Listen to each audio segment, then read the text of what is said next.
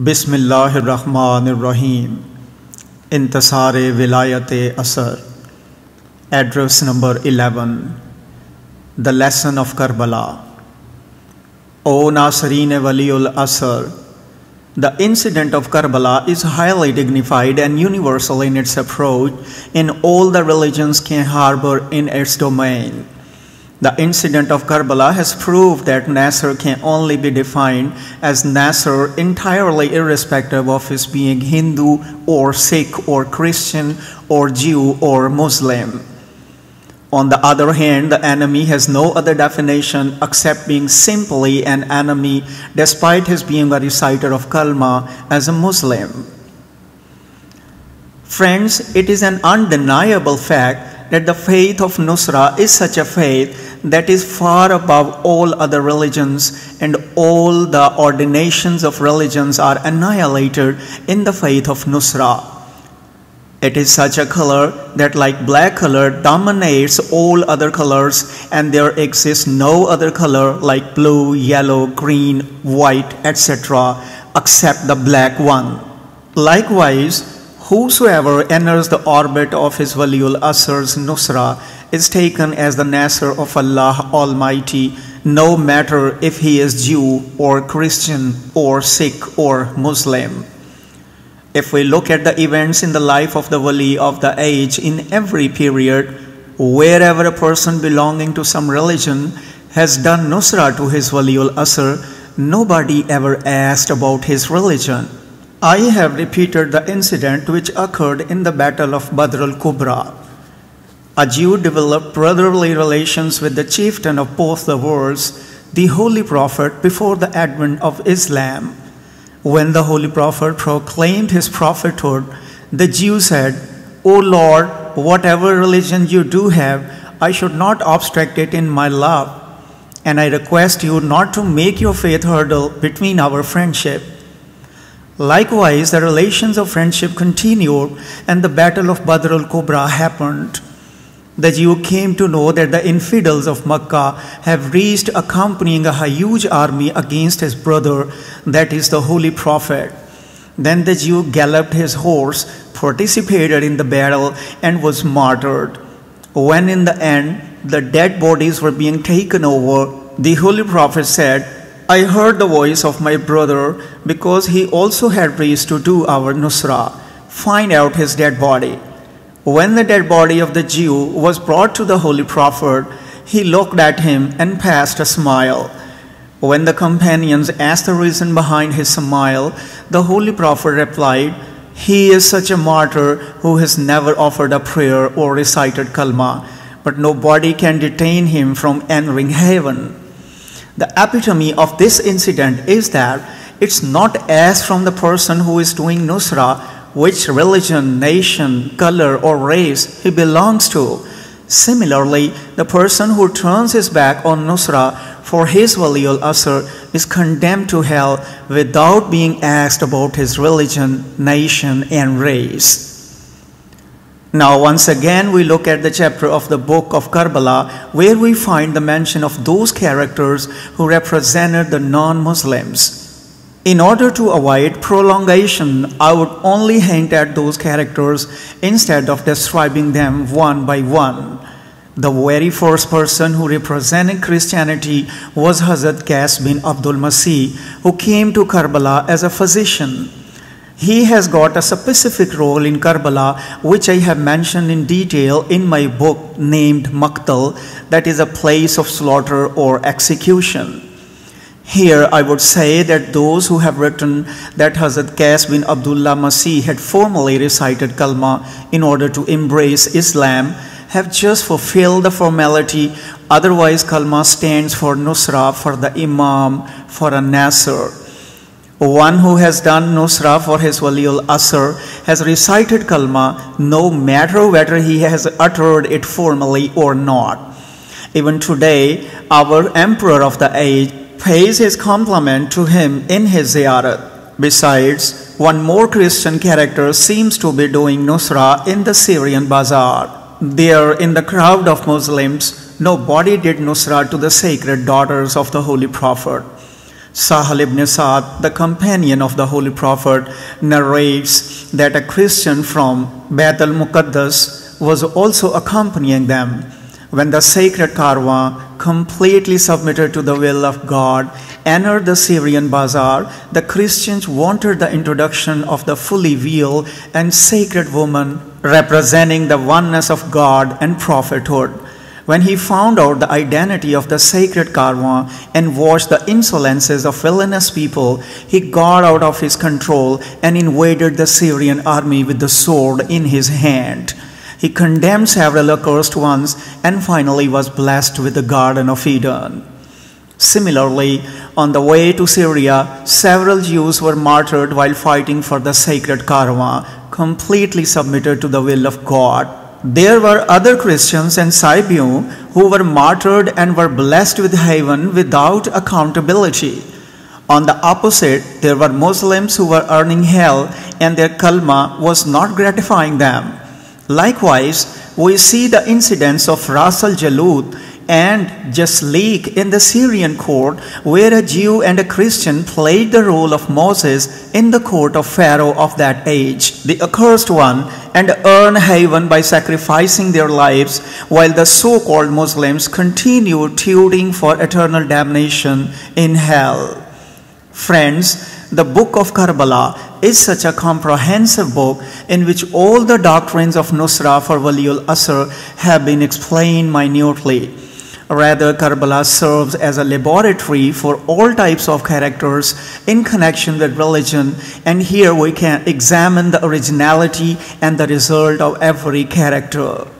Karbala is such a university that deals with attitude, where a PhD degree can be obtained on the philosophy of faithfulness of every character.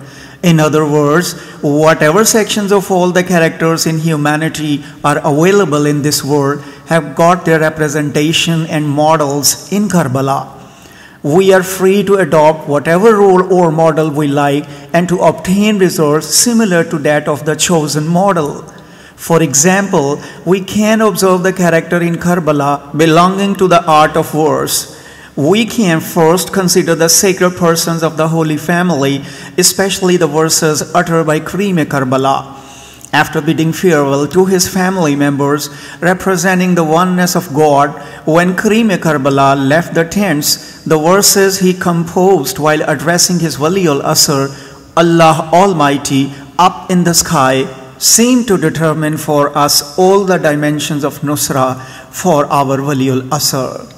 He looked upward in the sky and said, while addressing his Wali-ul-Asr, Allah Almighty, O our eternal lover, O our supreme master, in your ardent desire and pure divine love, we have put the whole creation of the universe back, and we have omitted even the feelings of orphanhood of our children from our hearts. Then why do you not reveal yourself unveiled?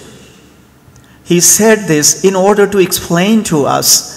Otherwise, the consideration of the universe never existed in his pure divine heart, because he was eternally regardless of everything except Allah Almighty. His sacred heart never entertained any impurity or anything else other than Allah Almighty, and his divine light was purified from these arjas or abominations right from the first day. So in these verses, we are being instructed that we must be regardless of the whole creation of the universe while initiating on the path leading to Wali-ul-Asr. Not only that, but we must defer the whole universe, including this material world and also the future world, before entering the field of Nusra, while not letting the feelings of orphanhood of our little daughters and sons develop in our hearts. In other words, simply entertaining some thought other than the Nusra of our lover, that is Wali-ul-Asr, is taken as an insult in the royal court of Nusra. In fact, the royal court of Nusra is located in the sacred valley, where one has to enter only by putting off the shoes or getting rid of the consideration of both the worlds. As Hazrat Moses' Wali-ul-Asr, Allah Almighty called him for Nusra, and he was ordained.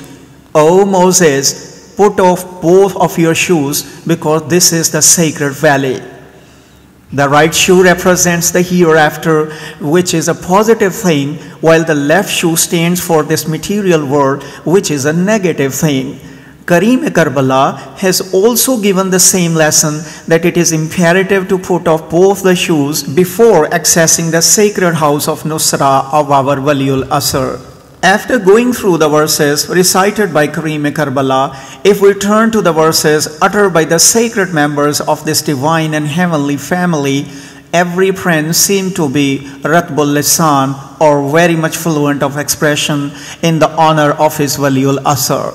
Similarly, just look at the encomium critically written on the night of Ashur, the 10th of Muharram, by Hazrat Hur. Likewise, if we critically evaluate verses written and uttered by the companions and Ansars, we see that all of them are showing admiration and praise over their Wali-ul-Asr, that is Karim-e-Karbala. These are all established models, but on the other side, the role of those accursed poets who joined the army of non-believers can also be seen. All those damned poets are seen to admire Yazid, the accursed one, and his agents are seen bragging and boasting. Ayas bin Asaltai is one such damned character who, after the battle of Karbala, was presenting his epic poetry written on the presumed victory of the accursed Syrian and Pharaoh of Kufa. His ultimate objective was to earn coins. That is to say, that they never bothered whether it was Noxious or Ritus who had won the battle, because they just had to win silver coins. If Karim-e-Karbala had won the victory, apparently such poets would have taken encomiums based on his admiration merely in greed for wealth. Likewise, when Ayas bin Asaltai was entrusted with the responsibility of delivering the news of Hazrat Muslim's martyrdom and his belongings to Karim-e-Karbala, he wrote some verses on Hazrat Muslim's martyrdom and presented to Karim-e-Karbala. Here he had the same intention to get some reward in the form of wealth.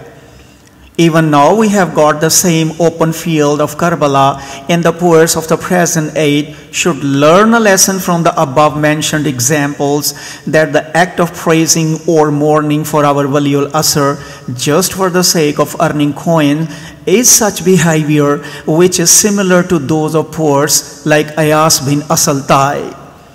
But the object of a poetry written by the people like Hazrat Hur bin Yazid Riyahi and Hazrat Junada bin Kab was neither to earn this material world nor the hereafter. For us, their behavior is worth following. Even then, both the options are open to us. If somebody plays a role like that of Ayas bin Asaltai, he will get a result similar to that of Ayas bin Tai. And if somebody plays a role similar to that of Hazrat Hur, then Wali-ul-Asr raises his position on a higher pedestal by saying, "May our parents be sacrificed on these sacred beings." Friends, every class of life got its representation in Karbala, as orators were also being represented, and representation of scholars also got its share there. Both types of characters among orators and scholars were present there. One faction of scholars was passing a religious decree to martyr their Wali-ul-Asr in greed of mere trash of wealth by arguing in favor of al-fitna ashaddu min qatala, as the same heinous act was committed by Qazi Shari, the accursed one, and all the fake scholars from Kufa and its suburbs were authenticating the notorious religious decree issued by Qazi Shari. They were not only making nonsensical talk about Karim-e-Karbala, but were also praising Yazid, the accursed one, merely for silver coins.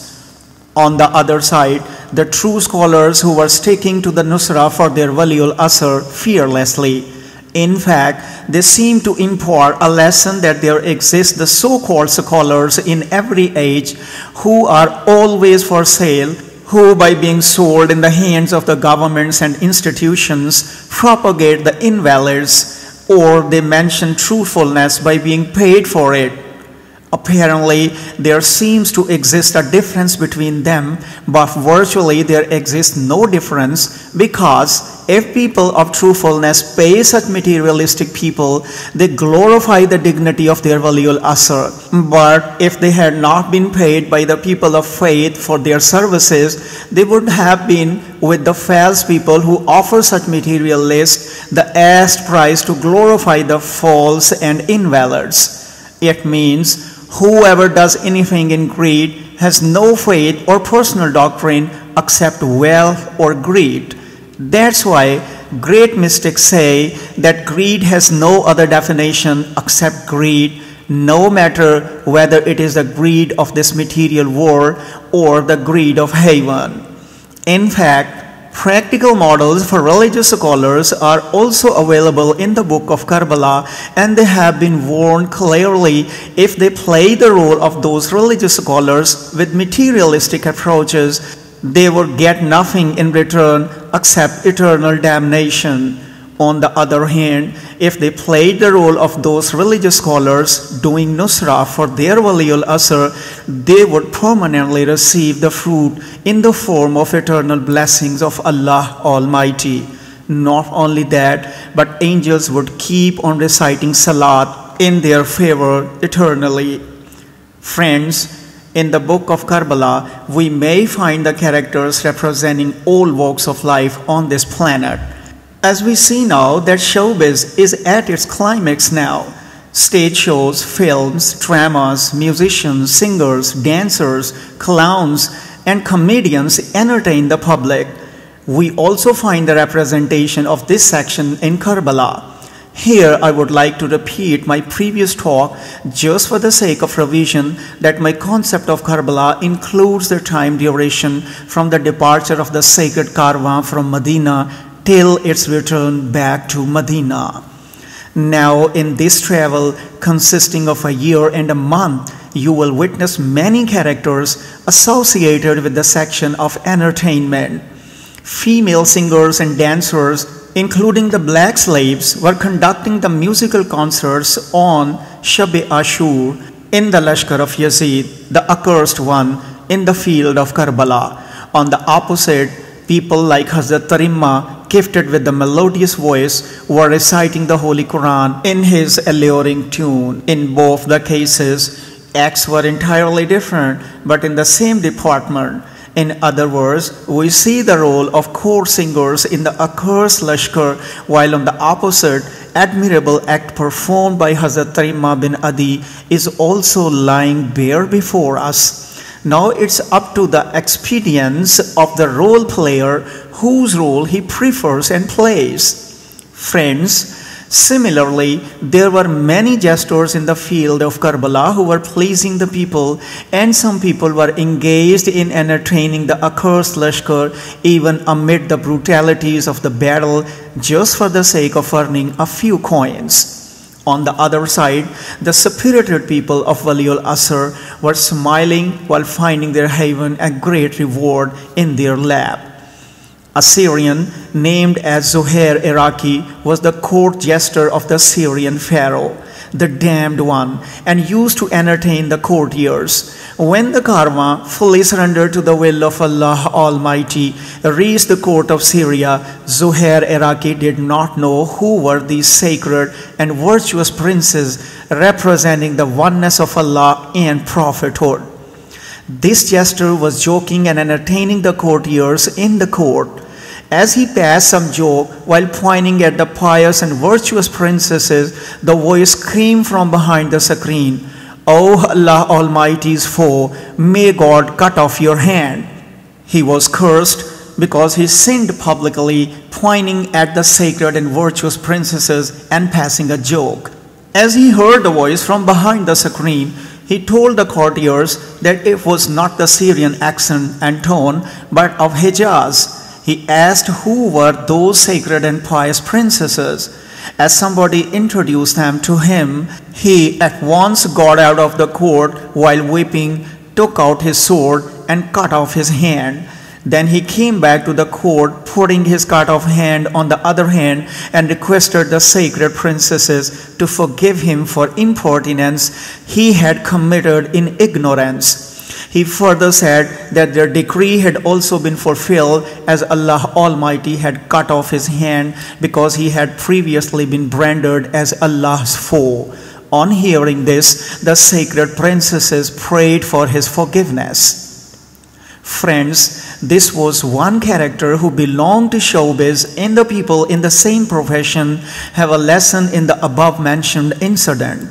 Here it is communicated that if we keep a friendly attitude with our Wali-ul-Asr, the blessing of Allah Almighty will dawn upon us. But if we play a negative role, we will be entitled to earn eternal damnation. Impartiality. Friends, as I have told you that there are two forces named as good and evil, ever hostile to each other. Regarding these two factions, humanity will be divided into two factions. That is, 1. People of good, 2. People of evil. A third faction other than the two mentioned above can neither exist nor it can be formed.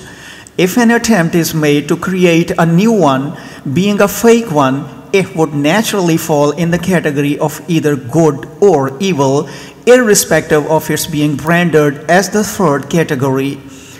That's why there appear only two factions in the book of Karbala. The characters of both the factions are there who have played their respective role in their field, thus delivering us the message: if we play a negative role in our fields, we will definitely be entitled to face the negative results of our bad deeds. And if we play the role previously played by the positive character, we will be blessed with the positive results.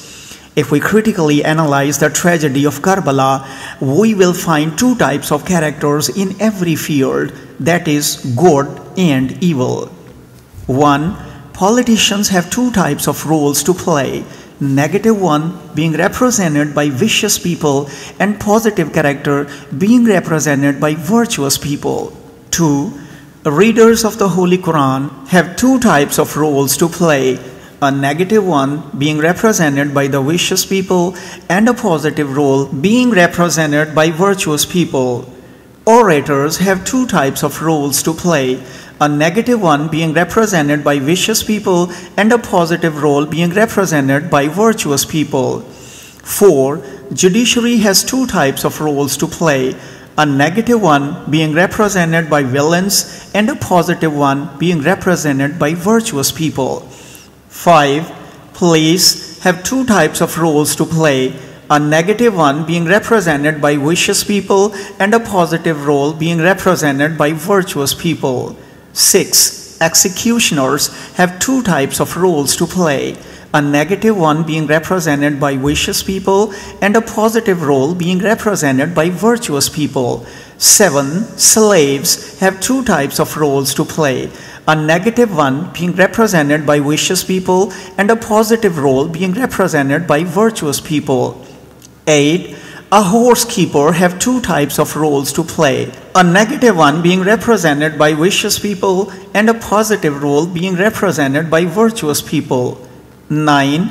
Detectives have two types of roles to play, negative one being represented by vicious people and positive role being represented by virtuous people. 10. Envoys have two types of roles to play, negative one being represented by vicious people and positive roles being represented by virtuous people. 11. Kings, rulers and ministers and attendants have two types of roles to play, a negative one being represented by vicious people and a positive role being represented by virtuous people. 12. Camelmen and those running the rennels have two types of roles to play, a negative one being represented by vicious people and a positive role being represented by virtuous people. On one hand, there were people who had taken camels for rent, remained with Karim-e Karbala, and finally sacrificed their lives. On the other, there were some people running the business of the Reynolds who had kept on looting the dead bodies. These were the two types of characters playing different roles. Now we can draw a conclusion about what would be the outcome if someone offers Nusra on rent. It's not very difficult to understand what consequences one has to face if he does something in Nusra of the inerrant beings after being paid for it. In Karbala, there were some people who had sympathized with the oppressed ones and shed crocodile tears while remembering their oppression on them. But at the same time, they were also looting them, saying, "We are weeping over the oppression made to them," but also looting them because if they did not loot them, someone else would loot them and flee away. As a result, we would be deprived of worldly benefits. We should also seriously think about it, lest we should be included among those shedding crocodile tears. We must keep an eye on the duplicity of our characters, lest we should be considered among those who are wailing over the oppressed ones and also looting them at the same time. If it is so, then there is still time that we should regenerate ourselves.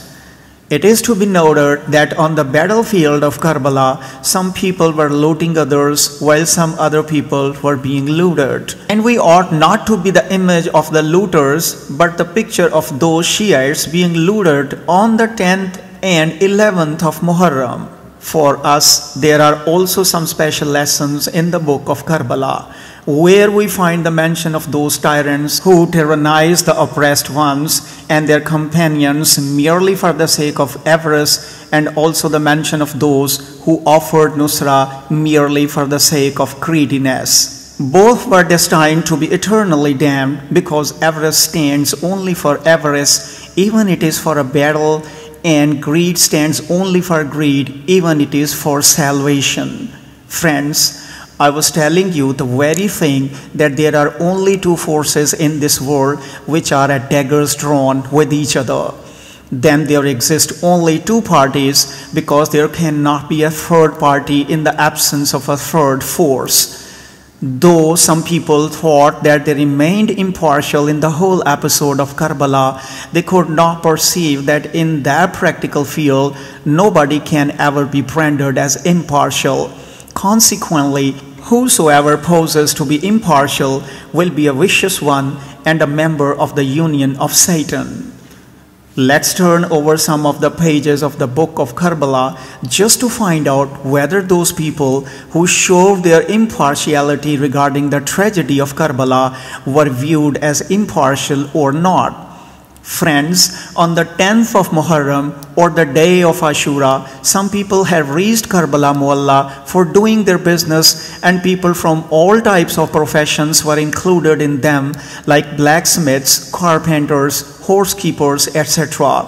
Some people had reached Karbala while being fearful of Ubaidullah ibn Ziyad, the accursed one, but they kept themselves aloof from the armed operation and did not either commit any tyrannical act or do nusra for the enemy. There are many incidents of such people written in the most authentic books like Darul Islam and others. Here I present a synopsis of such characters. Once a native of Kufa slept at night and woke up screaming in the dead of night, while his eyes seemed to have come out of their sockets. As his parents asked about the reason behind his disturbance, he explained that he had seen in his dream a vast plain on the day of judgment, where a raised platform was set for justice, and the Holy Prophet was seated on it, and an army of angels were attending upon him. The Holy Prophet ordered the angels to produce the assassins of his son before him. As the angels took a person before him who was a blacksmith in Kufa, the Holy Prophet asked him if he was also the assassin of his son.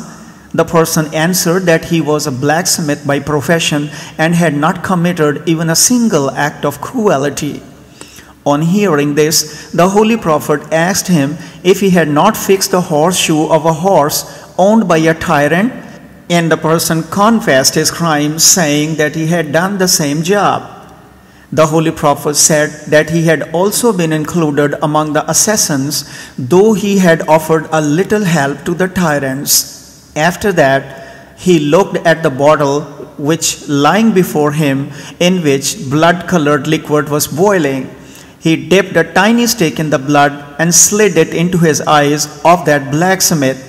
As a result, his eyes boiled out of their sockets. After that, another person was taken who was a carpenter and embroiderer. As the angels took that accursed one while shackled in chains, the chieftain of both the worlds, the Holy Prophet, got angry and said to him, "O eternally accursed one, you are also the assassin of our son." He answered that he had not committed any act of cruelty. The Holy Prophet said, "Have you not mended the nail of the tent which belonged to the bloodthirsty people?" He replied that he had committed the very crime. The Holy Prophet said to him, "Nonetheless, you are included among the assassins." After that, the very tiny stick was slid into the eyes of the accursed one by being dipped into the blood of Karbala, and his eyes boiled out of their sockets. The narrator writes that he was also called after them. Right after looking at me, the Holy Prophet said to me, "O eternally accursed one, you are also the assassin of our son." I said to him, "O my master, I was certainly present there, but I did not commit any act of cruelty. Rather, I had come to Karbala in fear of Ibn Ziyad, the accursed one, but I had stayed away, being aloof and impartial." On hearing this, the Holy Prophet angrily said, "O eternally accursed one, you had not committed any act of cruelty by yourself, but you had definitely brought about the increase of the gathering of those bloodthirsty people. By increasing the number of heartless people, you have encouraged the assassins, and you did not pay attention to the call for Nusra which my son made. Despite it, you still claim that you are not among the assassins. Indeed, you are also the assassin of my beloved son." After that, he dipped a tiny stick into the blood and slid it into my eyes. As a result, my eyes boiled out of their socket, as you observe me.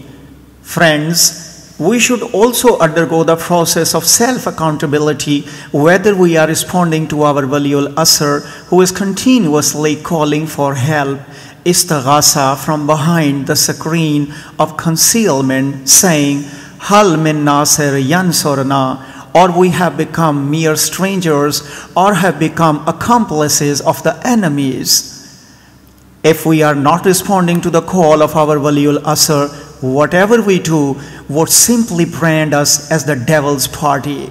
Friends, it's an undeniable fact that a single person martyred the camel which belonged to Hazrat Saleh, and some people kept their intimacy with the murderer, saying that the act of killing a camel was his personal matter and they had nothing to do with it.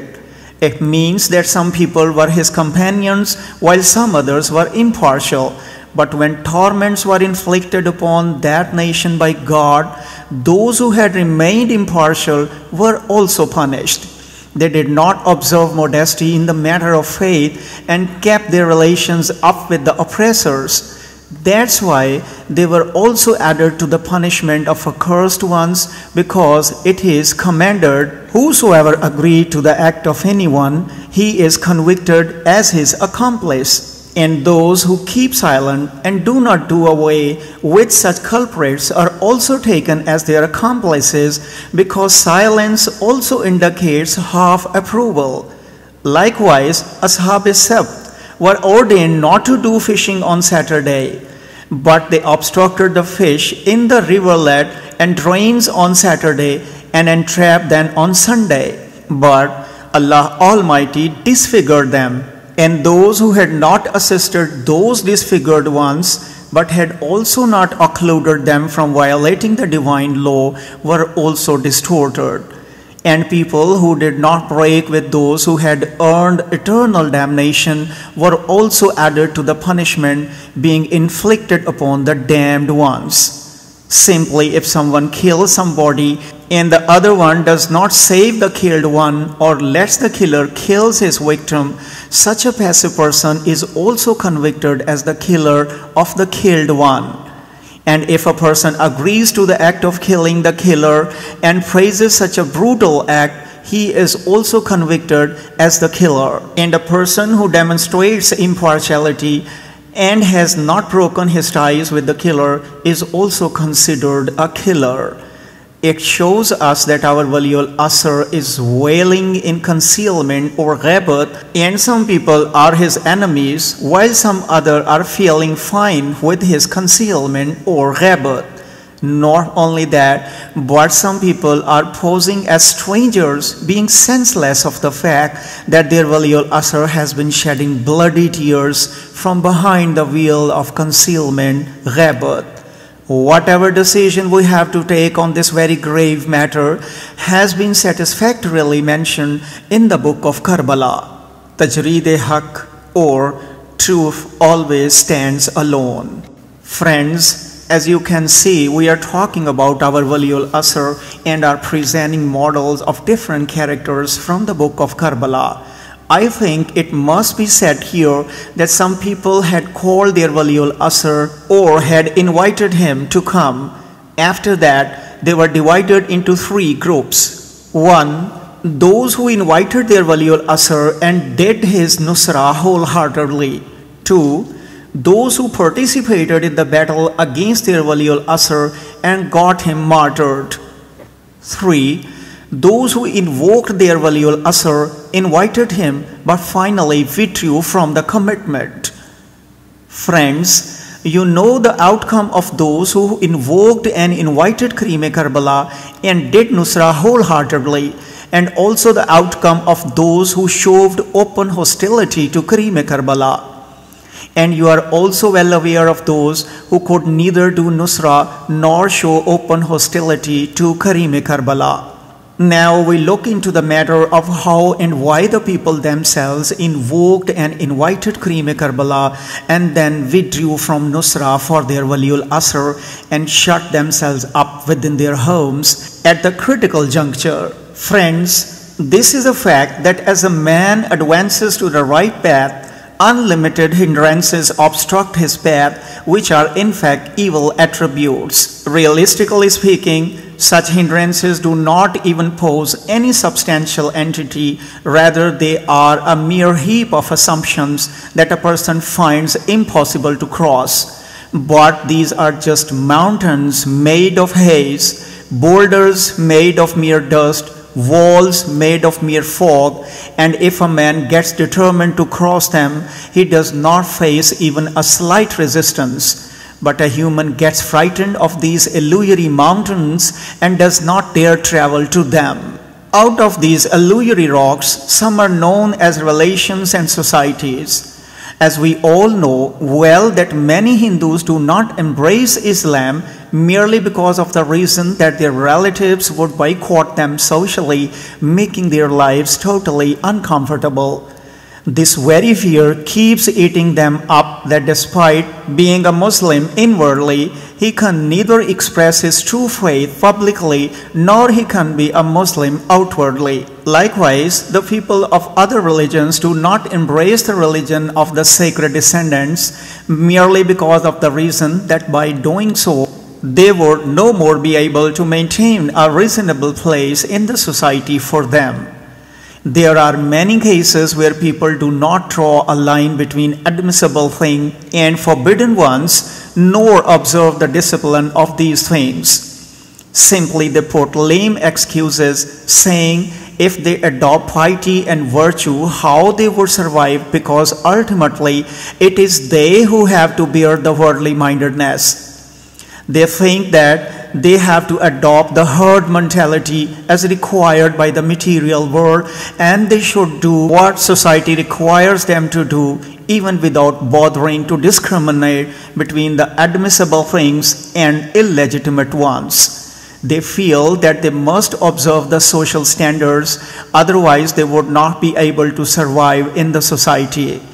These are the things that hinder a man from undertaking the right path. Some people think if they start undertaking only admissible things and abandon forbidden things, they will be cut off from the whole society. Moreover, they express their compulsions while saying if they do not adjust themselves among laymen, there would be no one left to teach them religion or to tell them the right things to do. Further, they think that laymen would listen to them if they eat and drink with them. The purpose behind any argumentation is to say that man always remains confined within the boundaries of social relations and liaisons of a society. He never bothers to think that these boundaries can neither secure him from death, nor the angel of death, nor the angel questioning the dead body about his faith, nor from the day of judgment, nor from being condemned to hell. These boundaries can create hurdle only on the right path in this transitory world. In fact, these boundaries do not possess the capability to create any hurdle. Friends, the reality now dawns upon us that these boundaries are nothing more than self-created fantasies which our mind produces out of fear and detain us from the right path. Otherwise, social relations do not hinder us from adopting the right path. Friends, it's also a fact that true faith in the death and the hereafter is very essential in order to demolish man-made social boundaries or walls. Until or unless man does not develop absolute faith in death and hereafter, he remains imprisoned in the boundaries or walls of the worldly life. Friends, it's also a reality that there exist two forces in this world that is ever operational, parallel to each other. These two forces are known as good and evil. In other words, till the arrival of the emperor of the age, right and void will ever conflict with each other. This war between right and void has always been released, as Allama Iqbal has said, Satiza kar raha hai azal se ta amroz. Charaghe Mustafavi se sharare bulahi. These two opposing forces are known as right and void. Friends, here the question arises of what relations these two opposing forces have with each other. Think of yourself if there can exist any sacred relations between right and void while they are confrontational forces. If there can be a modular relationship between virtuousness and wickedness while both the forces are confrontational to each other. When a human feels his presence in society, he thinks about his presence in society. He thinks that there exists both virtuousness and wickedness in this world. Not only that, but they also exist both right and void in this material world. Then there also exists a relationship between these two forces in terms of their presence in the same world. Once he is convinced of these forces' simultaneous existence and relationship, he finds it essential to maintain this relationship and accommodation between the two for peace and reconciliation. And when a human thinks while being either absolute virtuous or absolute wicked, then he finds neither any relations nor any relativeness between virtuousness and wickedness. There is only a hate relationship, even if it exists, and aside from this, there is no relation or connection between the two. And when human understands this matter, relations cannot erect a wall that may hinder their way to the right path. Then he is either absolutely right or absolutely void, and he truly perceives this philosophy that righteousness knows no relationship, and the same is the case with falsehood, because righteousness stands only for righteousness and nothing else. Righteousness can never be branded as someone's father or son or brother, etc. It has got its relations with reality and has no kinship with any other thing. Let's find its example in the book of Karbala, how righteousness remains far above the relationships and how falsehood remains abstract. We have got the model of Yahya bin Hani for illustration because his maternal grandfather was Umar bin Hajjaj Zubaydi, and Hazrat Yahya bin Hani had attacked his maternal grandfather, the accursed one, and proved that people of righteousness have an exclusive relationship with righteousness which is far above any relation. Similarly, falsehood had also got its persona that delivered a lesson that falsehood has no other relation except falsehood itself, and it can never be a relative to anybody. Until or unless falsehood gets abstract of all relations, it can never be rendered as ultimate falsehood. Likewise, until or unless people of righteousness become regardless and abstract of all the worldly relations, their level of righteousness can never be pure and ultimate. The only recognition of integrity we can trace out both in righteousness and falsehood is that they never entertain personal relations. If there exists even microscopic allurement in case of some relation, it means a lack of integrity both in righteousness and falsehood. Just look at the incidents of Syrians. We can quote one glaring example of the people of falsehood where Haris bin Urwa, the accursed one, martyred even his wife, son and mother-in-law. Likewise, another example of Hazrat Abu Sumama Saidi's stepbrother Abdullah, the damned one, can be quoted. Hazrat Abu Sumama Saidi. Friends, Hazrat Abu Sumama Saidi's actual name was Hazrat Umar bin Abdullah. He belonged to the tribe called Bani Said, which was the offshoot of another tribe named as Hamdan.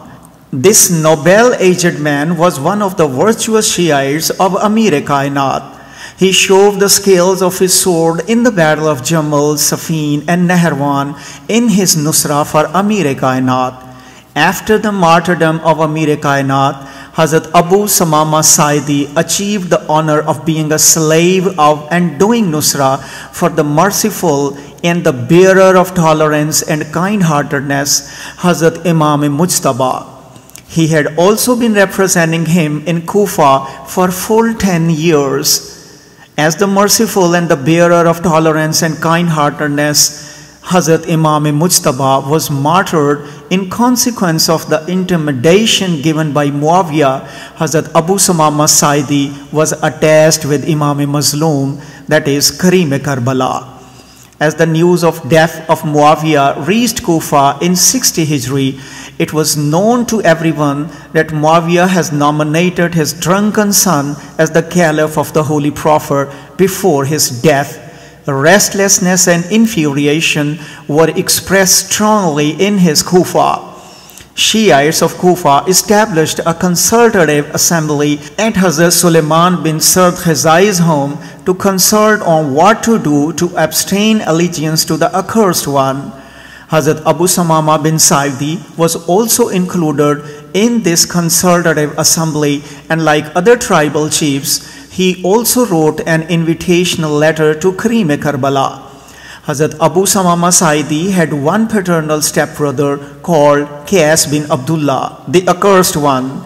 It's also narrated that he was Hazrat Abu Sumama's cousin and was a well-wisher of the Syrian leader Amir-e-Sham.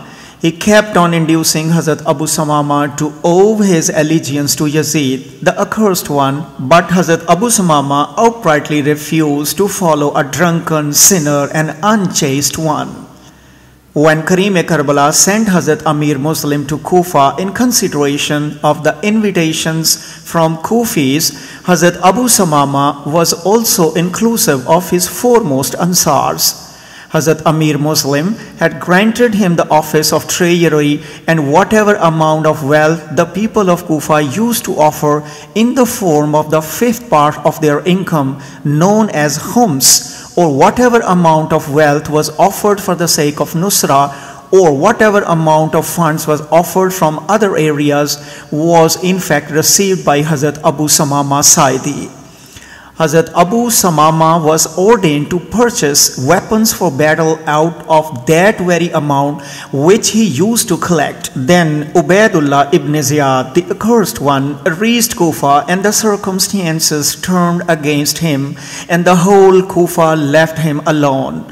During that period, as Hazrat Amir Muslim again encircled the palace known as Darul Amara for the freedom of Hazrat Hani bin Urwa, he was the only flag bearer from the whole tribe called Bani Hamdan, and he demonstrated resolution and strength in that critical situation. When the heir turned against Hazrat Amir Muslim in Kufa, he had to go into hiding. Hazrat Abu Samama Saidi had also hidden in his family. As the news traveled in Kufa that Karbala had left Makkah and would enter Kufa at any time, Hazrat Abu Samama Saidi, accompanied by Hazrat Nafi bin Bilal and some other companions, left Kufa to produce themselves before Karbala. They joined Karbala on the way, and being in his company, reached Karbala. During the time he spent in his company, he used to perform his duty as a slave with uttermost loyalty. The day of Ashura, or the 10th of Muharram, rose as if it were the day of judgment. Right from the morning, the true divine lovers of the Wilaya of the age, that is Wali-ul-Asr, started sacrificing their lives, and thus the practical lesson of the Nusra of Wali-ul-Asr had begun. Every divine lover was trying his utmost to surpass others by offering sacrifice. In the same way, the time of Zohar's prayers approached. At that time, Hazrat Abu Samama Saidi said to Karbala, "O my master, I observe that these people will not abstain from fighting against you, and the sun is also about to decline, whereof we are desirous of offering the last prayers of our life in your obedience." Karbala said while looking at the sky, "Really the sun is about to decline, and you have recalled the prayers at the right time. May Allah bless you along with the worshippers." After that, he then prayed to Allah and started offering the fear prayers. At the same time, the Kufi and Syrian infidels attacked the handful of the army. First they showered volleys of arrows, and after that they assaulted the worshippers with spears and swords. As they showered volleys of arrows, Hazrat Abu Samama Saidi and Hazrat Said quitted the prayers and served their bodies as shields of their Wali-ul-Asr against the volleys of arrows, and thus their bodies started receiving the arrows. Hazrat Said, who has already been mentioned, was martyred as a result of the showering of arrows and attacks of spears. When the Kufis and Syrian infidels made an armed attack, Hazrat Abu Samama Saidi fought valiantly while safeguarding his Wali-ul-Asr and truly justified his Nusra for Karbala. In this battle, Hazrat Abu Samama Saidi condemned several accursed ones to hell, and when the prayers got over, he had been smashed with deadly injuries and fallen on the ground. I have already suggested that falsehood is neither a relation to someone nor someone else can be a relation to falsehood. Likewise, neither anyone can be a relation to righteousness nor righteousness can be a relation to anyone else. The relation of righteousness is just righteousness, and the relation of the falsehood is just falsehood. Friends, here the same scene takes place before our very eyes when we relate the martyrdom of Hazrat Abu Samama Saidi. Qais bin Abdullah, the accursed one, was ostensibly Hazrat Abu Samama's parental brother. When Hazrat Abu Samama Saidi was deadly injured as a result of safeguarding his Wali-ul-Asr and had fallen on the battlefield, Qais bin Abdullah, the damned one, came out of the impious forces, approached Hazrat Abu Samama, brutally cut off his head and raised it on the tip of his spear. Thus Qais bin Abdullah, the accursed one, authenticated this reality that falsehood does not have any relation with anyone else except falsehood itself. The same is the case with righteousness. In fact, both are abstract of parental and maternal relations. Now our line of action has been properly drawn. If we are to adopt the right path, we must rise above the material relations in this world. Whosoever is on the right path, he is our true relation. And whosoever is opponent of the right path has no relation with us, whether he is our brother or son or even father or parental grandfather. This is the ultimate message for doing Nusra to Wali-ul-Asr. This is the message of Nusra delivered by Wali-ul-Asr. What has Hazrat Abu Samama Saidi achieved out of the sacrifice he offered? We have got only one substantial evidence of the outcome of his sacrifice in the form of the sacred Ziyarat-e-Nahiya, where the sacred, the everlasting and the upright of the progenies of Muhammad has paid his tribute by greeting him. He pays his compliment in these words, "We greet Abi Samama Umro ibn Abdullah." In other words, even our Wali-ul-Asr hails his spirit of Nusra. Consequences.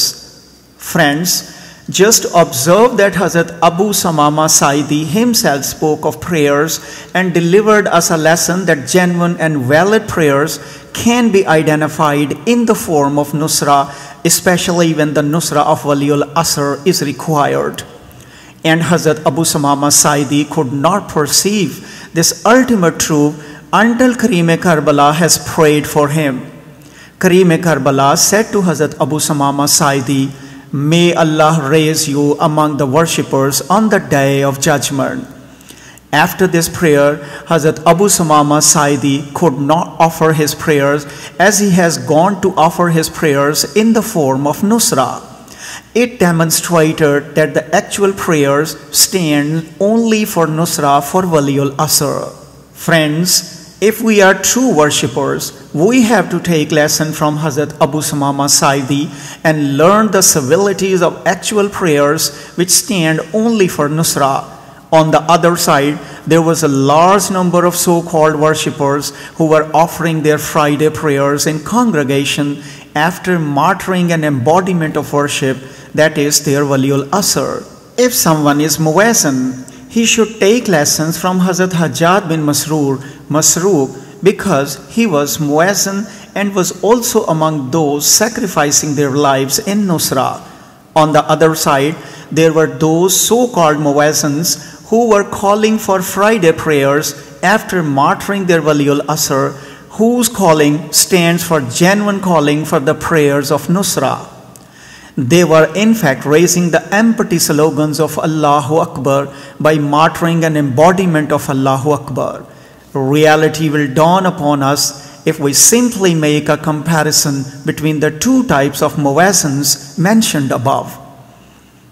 In the end, let's pray that our Wali-ul-Asr may bless the Nasr of the oppressed of Karbala with eternal happiness and joys of the sacred family who had witnessed with their bare eyes the happy and populated divine home being ruined and abandoned in a single day. These Nasr coveted this world with the longing that they might have safeguarded the chaste home and saved it from the tyrannical hand. We pray to the ultimate Master from the core of our hearts to fulfill all the wishes and longings of every Nasr. Ameen. Ya Rabbul Alameen. Alhamdulillah wa shukra sahib az-zaman. Ajjalallahu farajahu sharif.